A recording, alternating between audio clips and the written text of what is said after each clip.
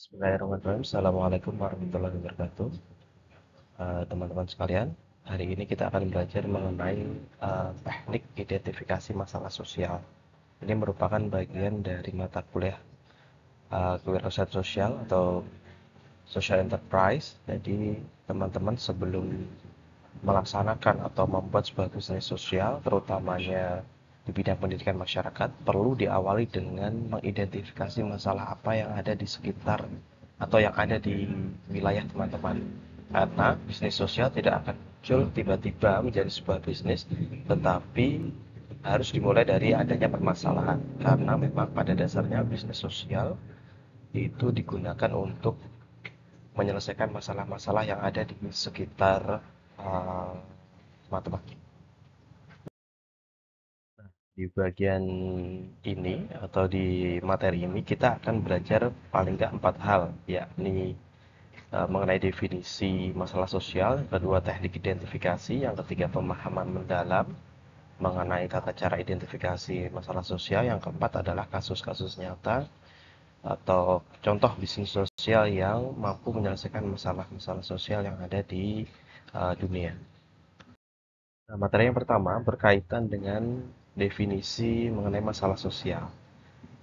Seperti yang teman-teman lihat di gambar, ini adalah contoh nyata bagaimana masalah sosial itu muncul, sehingga masalah sosial itu merujuk pada kondisi atau situasi yang menyebabkan ketidaksetaraan, ketidakadilan, atau ketidakpuasan dalam masyarakat. eh, Beberapa contoh masalah sosial yang bisa kita lihat terutamanya pada masalah pendidikan, kesehatan, kependudukan, dan lain sebagainya, termasuk masalah sampah, anak-anak, dan lain sebagainya. Itu merupakan bagian dari masalah-masalah sosial. Kalau di slide sebelumnya kita memahami masalah itu dalam bentuk sebuah fenomena secara umum, sebenarnya masalah yang disebut dengan masalah itu tidak selalu hal-hal yang muncul dan tiba-tiba, karena kita kan tidak bisa berdiskusi di ruang hampa ya bahwa masalah itu muncul tiba-tiba tanpa ada gejala-gejala. Sehingga sebenarnya masalah secara umum itu adalah gap antara harapan dengan kenyataan, gap antara teori dengan praktek. Nah, gap yang ada tersebut itu disebut dengan problem atau masalah. Jadi tidak selalu atau tidak hanya masalah itu ditafsirkan atau diartikan masalah-masalah yang kita lihat secara kasat mata mengenai kemiskinan, pendidikan, kesehatan, dan lain-lain. Karena pada dasarnya masalah itu adalah gap antara harapan dan kenyataan, antara teori dengan praktek atau hal-hal yang lainnya. Seperti yang bisa dilihat di gambar bahwa harapannya sebuah burger itu tampil dengan eh, sebuah tampilan yang mengesankan ketika di iklan, tetapi yang kita dapatkan di dunia asli kan tidak seperti apa yang di iklan. Nah, itu kan menimbulkan masalah karena ekspektasi yang kita dapatkan itu mendapatkan sebuah layanan atau produk yang sempurna, tetapi kenyataannya kita mendapatkan produk atau layanan yang apa adanya. Sehingga kan menimbulkan masalah persepsi dengan kenyataan yang kita dapatkan tersebut. Itu gambaran secara umum apa yang disebut dengan problem. Oke, kemudian selanjutnya, slide selanjutnya yakni mengenai teknik identifikasi masalah sosial. Teknik identifikasi itu bisa menggunakan dua hal. Dua hal ini bukan dua hal yang dibedakan ya, tapi dua tahapan sebenarnya. Yang pertama itu adalah pengamatan.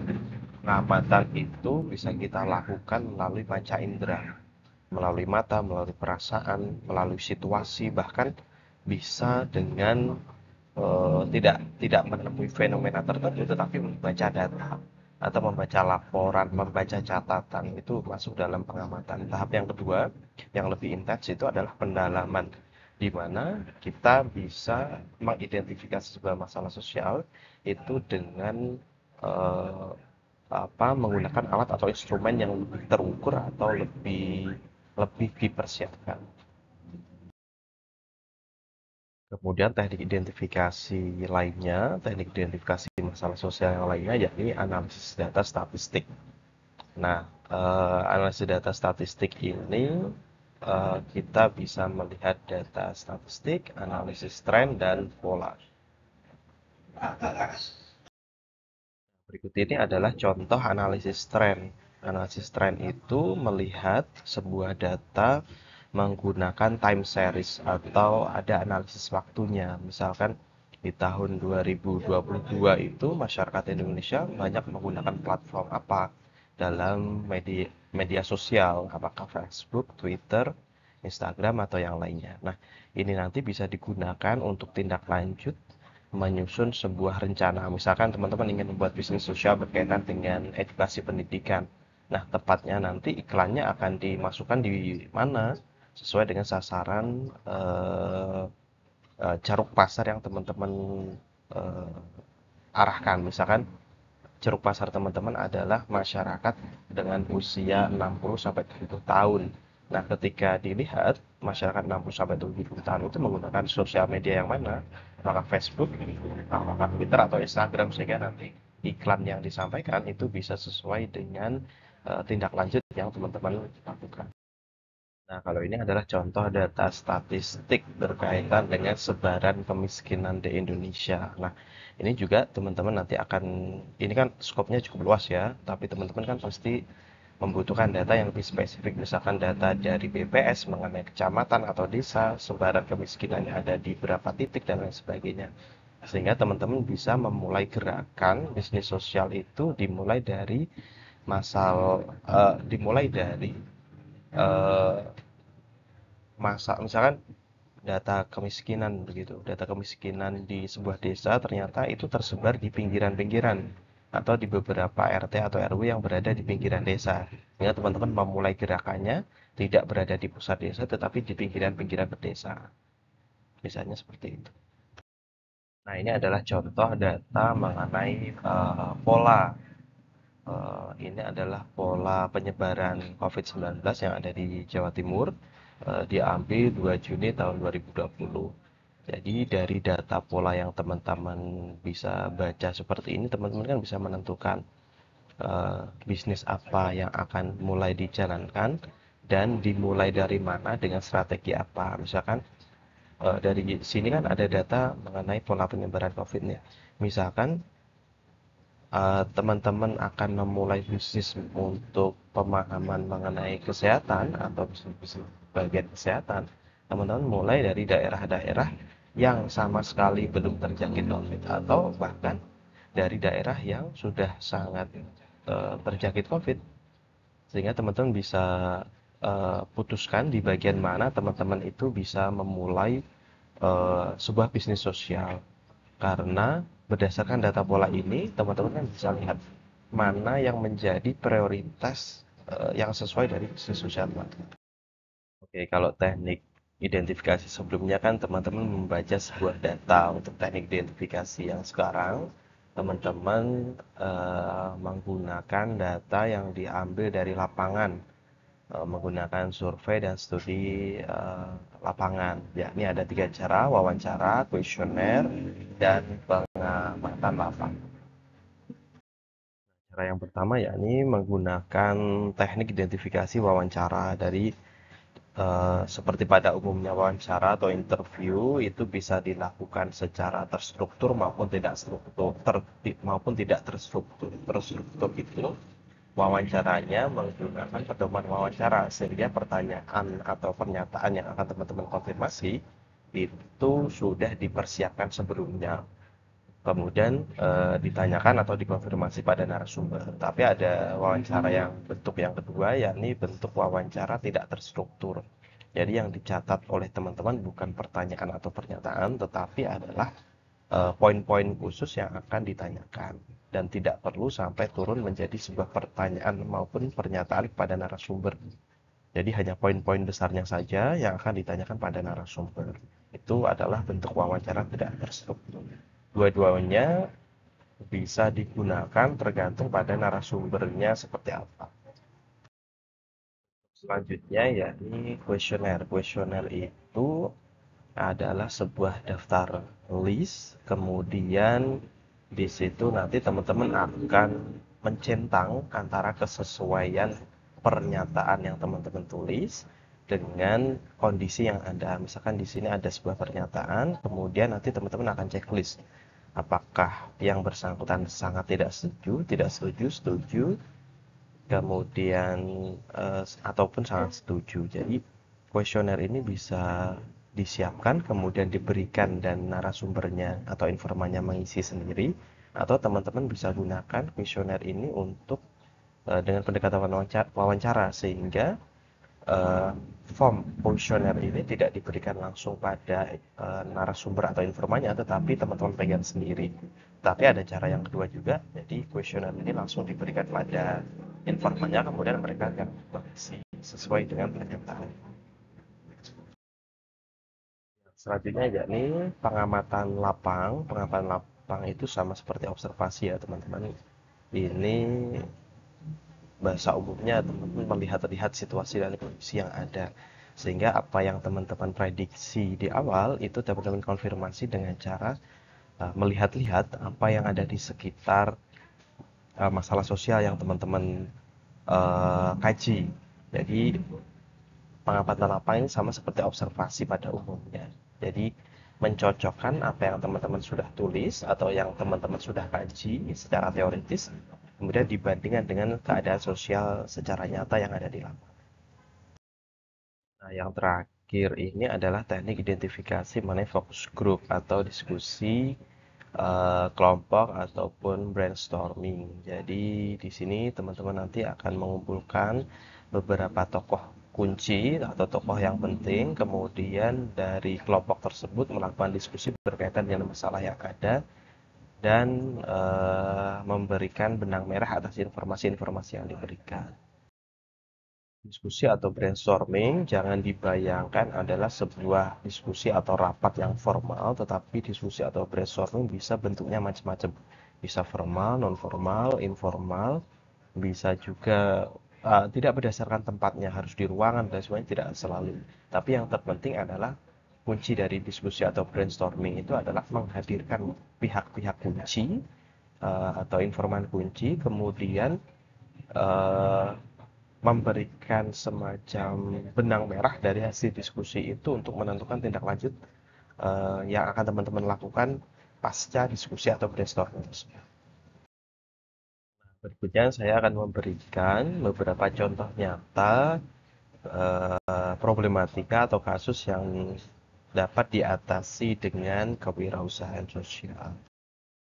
Nah, contoh yang pertama ya ini platform Etsy. Platform Etsy ini adalah e-commerce yang menjual barang-barang dari pelaku UMKM. Ini tidak hanya UMKM di Indonesia ya, tetapi di dunia, sehingga UMKM tidak hanya menghasilkan produk-produk yang bisa dijual secara langsung, tetapi juga disampaikan atau dijual di platform tersebut, dan ini khusus untuk UMKM. Jadi UMKM-nya tidak bersaing dengan produk-produk atau bisnis-bisnis besar.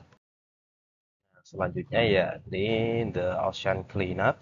Ini adalah sebuah platform mengenai lingkungan dan keberlanjutan. Ini fokusnya pada penanganan sampah yang ada di laut dan kemudian uh, apa namanya memanfaatkan sampah-sampah yang ada di laut tersebut untuk diolah kembali. Nah, yang selanjutnya ini adalah bisnis sosial yang berkaitan dengan kesehatan dan akses pelayanan kesehatan. Embrace Warmer ini adalah sebuah produk yang dihasilkan oleh seseorang yang mengurangi biaya atau mengurangi biaya alat yang biasa digunakan untuk inkubator anak-anak yang baru lahir gitu, sehingga lebih murah dan lebih terjangkau bagi masyarakat miskin. Nah, kalau ini berkaitan dengan ekonomi dan pengentasan kemiskinan, ini sudah kita diskusikan di pertemuan yang lalu mengenai Grameen Bank yang dari Bangladesh, Muhammad Yunus, yang ini menyalurkan pinjaman kepada masyarakat, yang banknya ini khusus untuk masyarakat miskin, untuk menghindari dari praktek bank atau rentenir. Materi selanjutnya berkaitan dengan analisis mendalam menggunakan analisis SWOT. Analisis SWOT itu singkatan dari strength, weakness, opportunities, and threats. Nanti akan saya contohkan 4 bagian dari SWOT ini dengan sebuah contoh nyata. Ini studi kasus mengenai pengentasan kemiskinan di suatu daerah menggunakan pendekatan bisnis sosial. Untuk analisis yang pertama, ini mengenai kekuatannya, saya menganalisis ada 2 hal, yakni ada sumber daya lokal dan jaringan sosial. Sehingga sebuah daerah yang miskin itu ketika mau dientaskan kemiskinannya, paling nggak ada 2 hal yang menjadi kekuatannya, yakni sumber daya lokal dan jaringan sosial. Untuk penjelasannya bisa teman-teman baca sendiri. Kemudian di bagian yang kedua yakni kelemahan, itu keterbatasan akses pendidikan dan kurangnya modal sosial. Yang selanjutnya, analisis yang ketiga, yakni opportunities atau peluang, di mana dalam masalah pengentasan kemiskinan di suatu daerah tersebut, itu terdapat peluang atau opportunity, yakni dukungan eksternal, bisa dari pemerintah, lembaga swasta, dan sebagainya. Yang kedua adalah adanya teknologi dan inovasi. Yang terakhir yakni berkaitan dengan ancaman atau threats, yakni adanya resistensi budaya, dan yang kedua adalah ketidakpastian ekonomi. Sehingga bisnis sosial yang akan dijalankan paling tidak itu ada apa namanya kekuatan, analisisnya ada kekuatan, kemudian ada kelemahan, ada peluang dan ada ancaman. Yang bagian ini itu ada resistensi budaya dan ketidakpastian ekonomi ini muncul dari ancaman dari pihak luar. Misalkan ketika bisnis sosial yang akan kita jalankan itu berbeda dengan budaya yang ada, sehingga pasti bisnis sosialnya akan tidak sustain untuk berjalan. Barangkali itu teman-teman materi yang bisa saya sampaikan berkaitan dengan identifikasi masalah sosial yang merupakan cikal bakal dari munculnya bisnis sosial. Sehingga yang perlu kita pahami berkaitan dengan bisnis sosial, yang pertama harus ada atau muncul masalahnya, sehingga nanti akan diselesaikan melalui bisnis sosial tersebut. Sehingga teman-teman perlu berhati-hati dalam menentukan masalahnya. Dan yang perlu teman-teman lakukan, setidaknya tadi ada beberapa hal. Yang pertama adalah mengidentifikasi masalah sosialnya, kemudian menguji apakah masalah sosial tersebut merupakan betul-betul masalah utama dengan menggunakan analisis SWOT tadi. Apakah masalah tersebut memang perlu diselesaikan secara apa namanya dalam waktu yang sesingkat-singkatnya, atau ada masalah prioritas yang lain yang ada di masyarakat tersebut, sehingga munculnya masalah tersebut bisa melahirkan sebuah ide bisnis yang mampu mengurangi atau bahkan menghilangkan masalah sosial tersebut. Terima kasih teman-teman, itu yang bisa saya sampaikan. Jika ada yang ditanyakan bisa teman-teman sampaikan di kolom komentar. Terima kasih. Wassalamualaikum warahmatullahi wabarakatuh.